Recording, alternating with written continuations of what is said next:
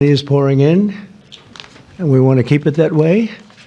And I think that's what's going to happen. We have tremendous interest in our country, more than ever before. There's never been anything like it.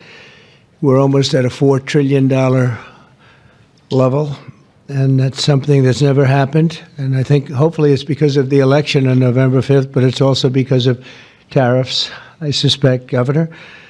But I'm thrilled to welcome Louisiana Governor Jeff Landry, a friend of mine for a long time, and to have you at the White House. And we thought this was going to happen. And I said, if you get it signed up, we'll do it at the White House. And you got it all done. I'm proud of you.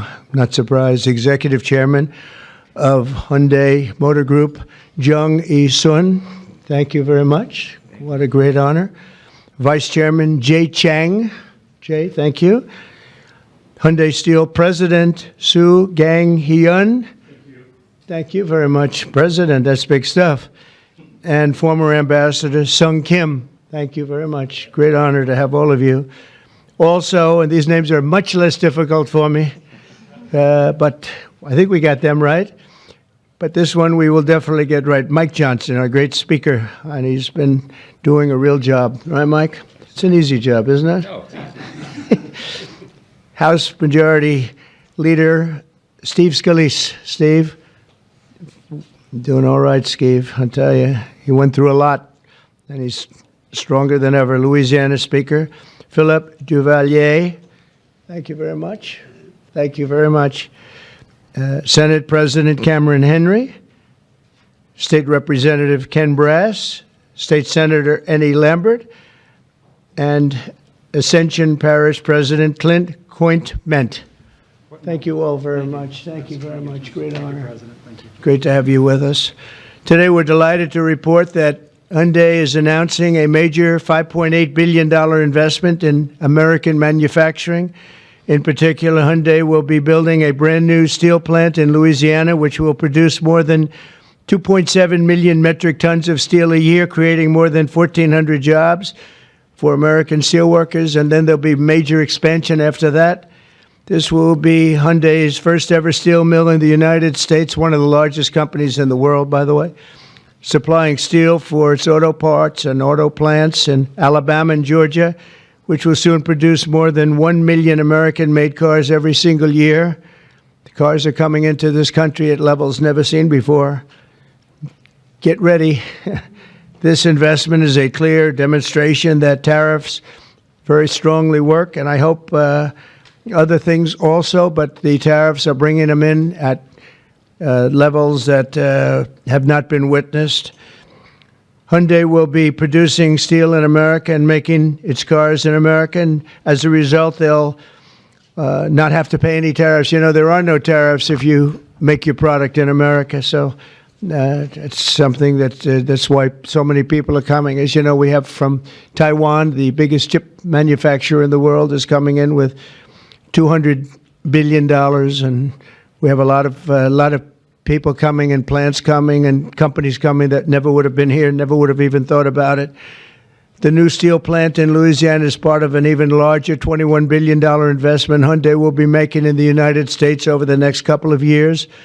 The company will also be massively increasing its auto manufacturing in Georgia and investing billions of dollars in advanced American technology companies. And what I'd like to do is I'd like to ask the executive chairman to say a few words, and it's a great honor to have Hyundai, a truly great company. Thank you very much. Thank you very much.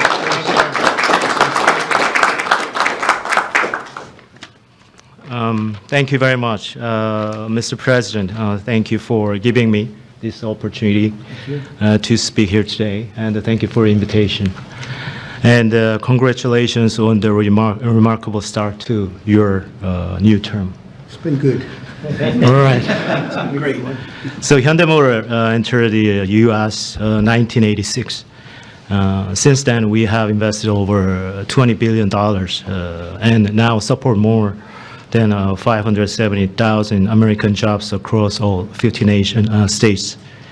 Today, I'm pleased to announce an additional $21 billion in a new investment over the next 4 years, our largest U.S. invest ever. A key part of this commitment is our $6 billion investment to strengthen the U.S. supply chain from steel and parts to automobiles. We are especially excited about Hyundai Steel's multi-billion investment in a new facility in Louisiana, which will create 1,300 American jobs and serve as the foundation for a more self-reliant and secure automotive supply chain in the U.S. To mark this milestone, we are honored to visit President Trump alongside Governor Landry and Speaker Johnson and Leader Scalise, deepening our partnership with the United States and reinforcing our shared vision for American industrial leadership. And this week, we are also proud to open our new $8 billion auto plant in Georgia. With this, our U.S. vehicle production will exceed 1 million units per year, as President mentioned. Our decision to invest in Savannah, Georgia, creating more than 8,500 American jobs, was initiated during my meeting with President Trump in Seoul in 2019. That's right. Yeah, and after that, 2020 in Davos, I mentioned about the new plant. So American Jobs was initiated during at the time. Now, as we proudly mark the completion of this transformative project coincides with the beginning of President Trump's second term, making this moment even more special. Thank you. Yeah. Furthermore, HMG will purchase $3 billion worth of U.S. LNG to support America's energy industry and enhance our energy security. All of these efforts will accelerate the localization of our supply chain in the U.S., expand our operations, and grow our American workforce. With your leadership, Mr. President, Hyundai Motor Group is proud to be a stronger partner in America's industrial future. I'd like to personally invite you to visit one of our state-of-the-art manufacturing facility and see firsthand our commitment to the United States and our American workers. Right. So thank you to our American partners and employees and communities. We are really proud to stand with you and proud to build the future together. Thank you. Thank you very much. I thought maybe we have our great speaker, and we have two very good friends, Mike and Steve, and you come from a certain state that we're talking about right now that we love, and I've done very well there. I've always won by a lot. I love that state, so I was happy to hear about it. That's why I said, come on over. But Mike, would you and Steve like to say a few words, Sure. please? Sure. Thank you, Mr. President. We're excited. It was mentioned earlier what a great start we've had to your second term, and we're just getting started. Everyone should know that. There'll be more of this because it's the policies that are bringing about the great growth, and it's about leadership. And we have a strong new leader back in the White House, and it makes a big difference because everybody around the world is seeing that, and everyone around the country is applauding it.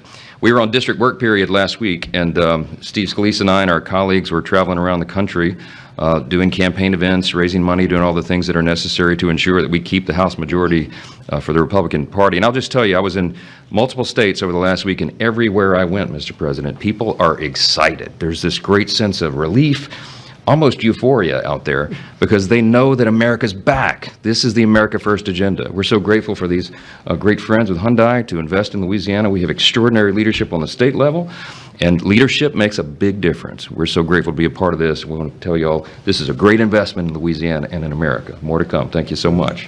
Steve?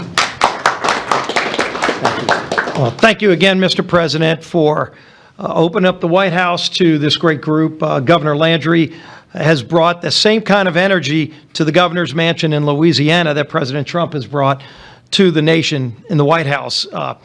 Some people marvel at President Trump's stamina.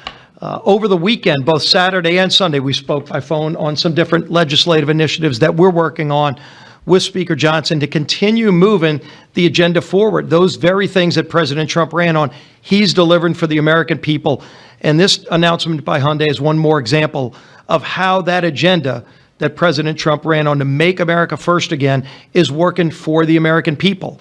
When you talk about 1,300 plus really good jobs in Louisiana, those are all American workers. That's billions of investment coming in from Hyundai into the United States that would not have been here without President Trump's leadership. And I think people know that. They see it.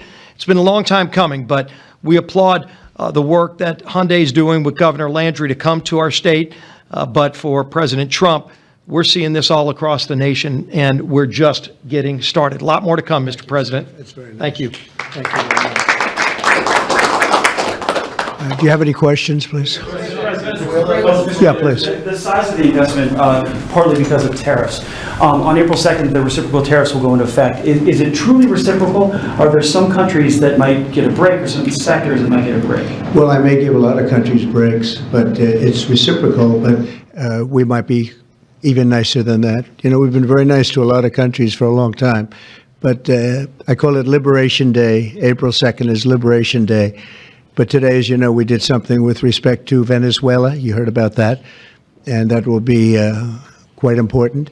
We'll be announcing some additional tariffs over the next few days, having to do with automobiles, cars, and having also to do a little bit with lumber down the road, lumber and chips.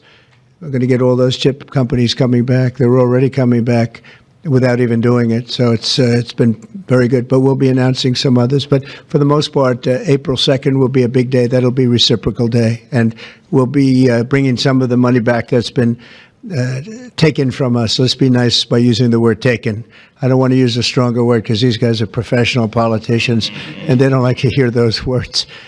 I refuse to use the word stolen from us, but that's a... Countries mutually bring down tariffs. Are you seeing that negotiation? Oh, it happened. Well, the European Union lowered their tariffs to 2.5%. We were only at 2.5% for cars, which is very low.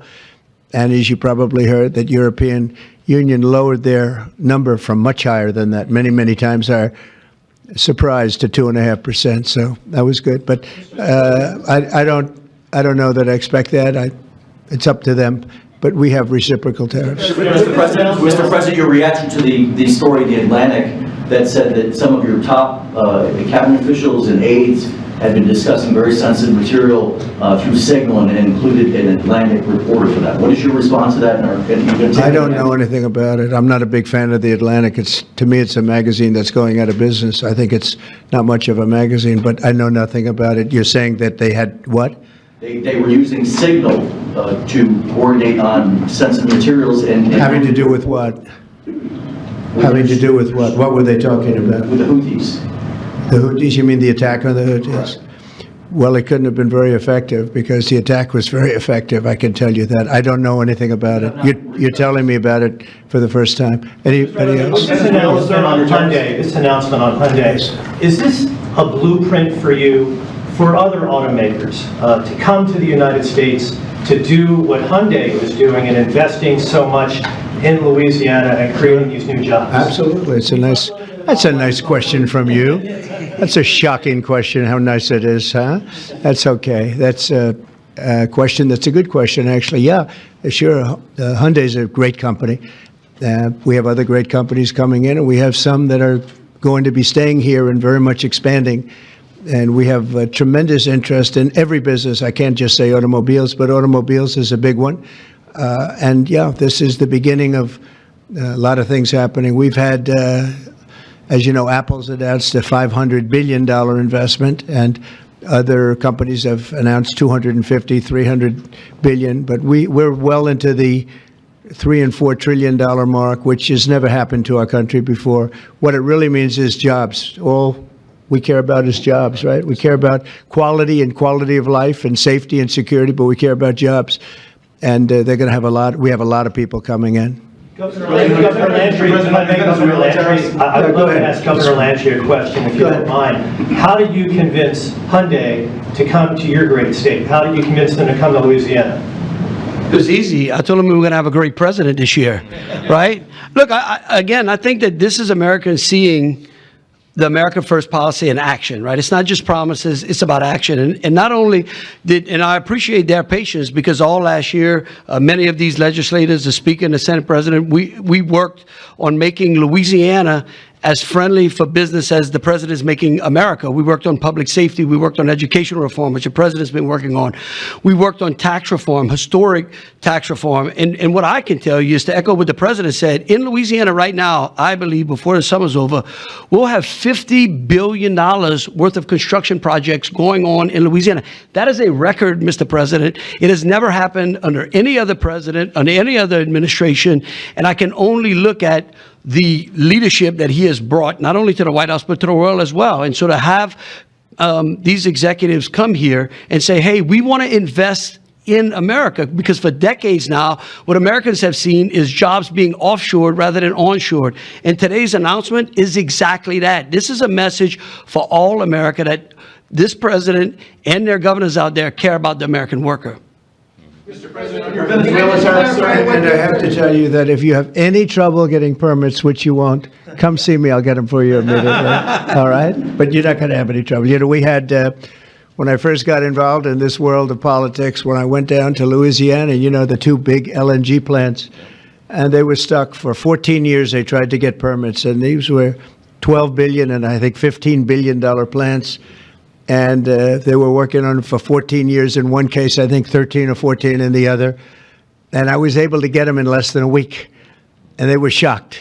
And probably some consultant got a lot of money for doing it, but nobody spoke to me about it. Other than this gentleman at the time, he mentioned it, and he did. They were in very much different positions, but they wanted to see if we could break the logjam. And I got it done in one case, I actually got it done in one day.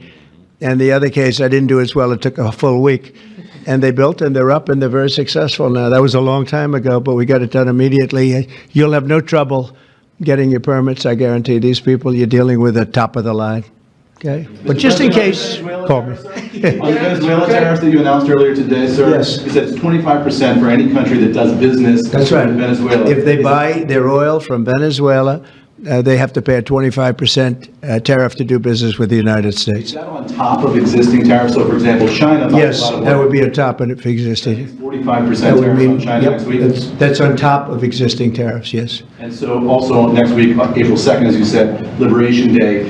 Is that going to be sector tariffs as well as reciprocal tariffs? It's going to be everything, yeah. It's going to be everything, but not all tariffs are included that day. For instance, we'll do some, as you know, we have already done steel and aluminum, and that's at a 25% level. And we are going to be doing automobiles, which you've known about for a long time. We'll be announcing that fairly soon, over the next few days probably. And then April 2nd comes. That'll be reciprocal tariffs. But we may take less than what they're charging because they've charged us so much. I don't think they could take it. In other words, they've charged us so much that I'm embarrassed to charge them what they've charged us. But it'll be substantial. And you'll be hearing about that on April 2nd. And it will be Liberation Day because we'll be taking in large amounts of money for our country, and that's lower taxes and all of the things that are good, and jobs, a lot of jobs. And what's your message to the big corporate clients of the big law firms that you've targeted with your executive orders? Do you want those big corporate clients to find new lawyers?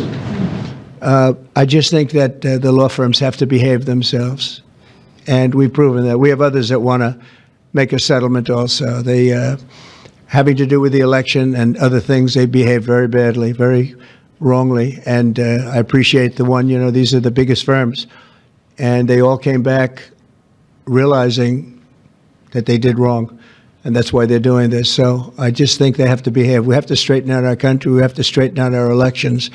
Our elections are very dishonest, very corrupt, and we have to straighten it out. And it's so easy to do it. And we should go to paper ballots.